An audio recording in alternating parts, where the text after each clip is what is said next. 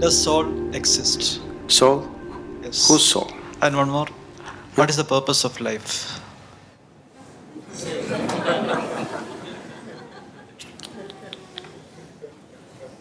You're just asking very big questions without understanding the significance of the question. See, when you ask, does soul exist, you're not talking about an academic subject. You're asking, what is the nature of who I am? Or you're saying, I don't know a damn thing about myself, please tell me. Yes? Isn't it? You're asking this very easily because you have not been touched by the pain of ignorance, the pain of not knowing who you are. It has not torn you apart. If it really touches you that you're just living here, doing all kinds of nonsense without knowing the ABC of who you are, it should be very painful, isn't it? That pain has not yet touched you. You're mouthing questions, it's not sunk deep enough. So every day you must remind yourself, at least spend 10 minutes in the morning, just see what an utter idiot you are. You don't know anything about yourself, but you're busy with all kinds of nonsense in your life. Every day, just 10 minutes, remind yourself as intensely as possible your ignorance of yourself. Then slowly the pain will sink. When it becomes so painful that you can't bear it, knowing will not be far away, it's one moment. If I say, yes, you have a soul,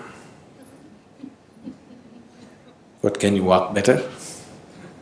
What use is the soul? Did they put any kind of utility to the soul? These two are useful. That other soul that they're talking about, is it of any use? It's of no use. So don't talk about it. And if I tell you it is there, what does it do to you? If I tell you, no, it doesn't exist, what does it do to you? Nothing, isn't it? Only thing is, the next dinner party that you go, you can entertain people around you talking about the soul.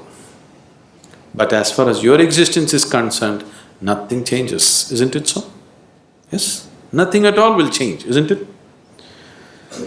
So if you're asking the question, fundamentally you're asking the question, what am I? Who am I?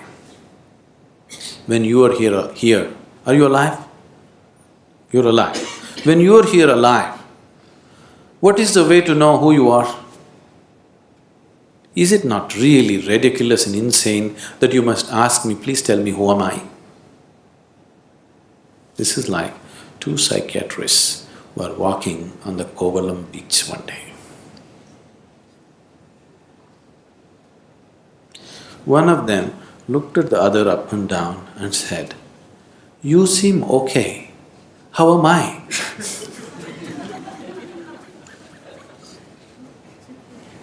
This is just like that, isn't it? You're sitting here, you're alive, you're existing, and you're asking me, who am I, what am I? Is it not ridiculous? Very ridiculous, isn't it? Only thing is, the majority is with you. That's the only comfort which is not allowed you to know the pain of ignorance. You have a huge majority of people around you who are all saying, yes, this is the way to be. Yes? That is the only thing which has given you some comfort.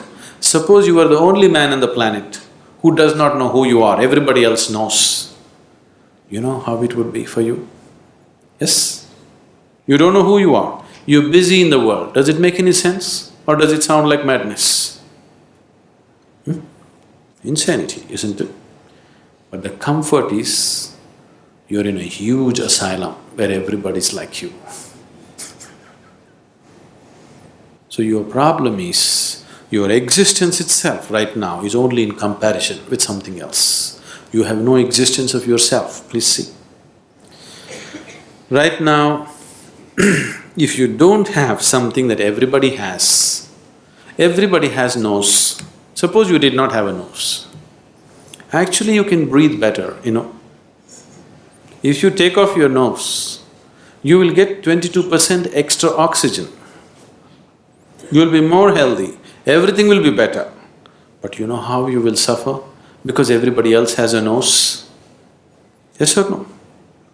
Or if you get something extra that other people don't have, you still suffer, isn't it? Suppose you grew one horn. You know how terrible it would be?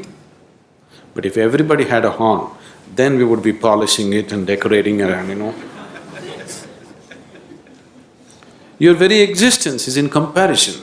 There is no existence of yourself. Everything is in comparison. So, with that comfort, you're passing off without knowing the pain of not knowing.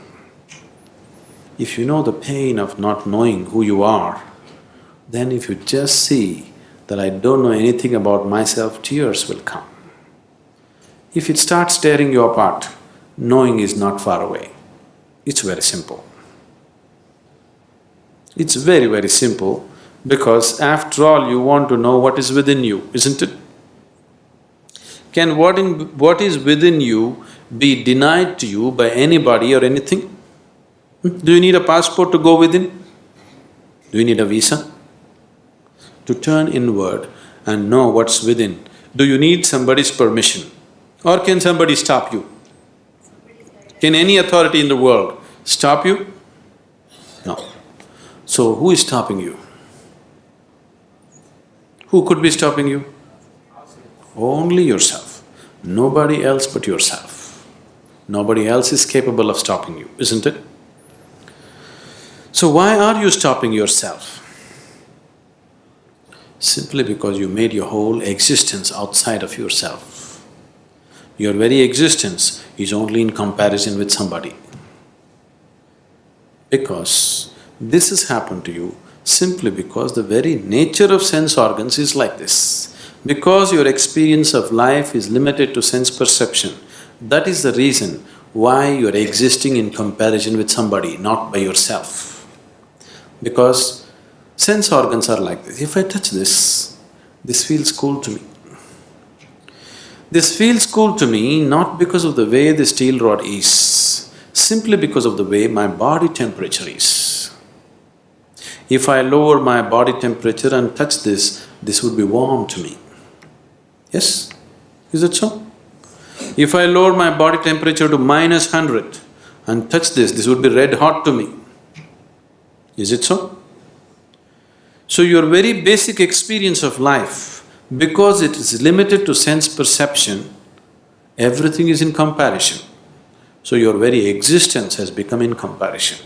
If this has to change, philosophies and teachings are not going to change this fundamental reality. If your experience of life transcends the limitations of sense perception, suddenly everything is different. When we initiated you into Shambhavi, if you gave yourself to the process, it could easily take you beyond sense perception. Many of you going into moments where you're no more within your sense perception, something else is beginning to happen.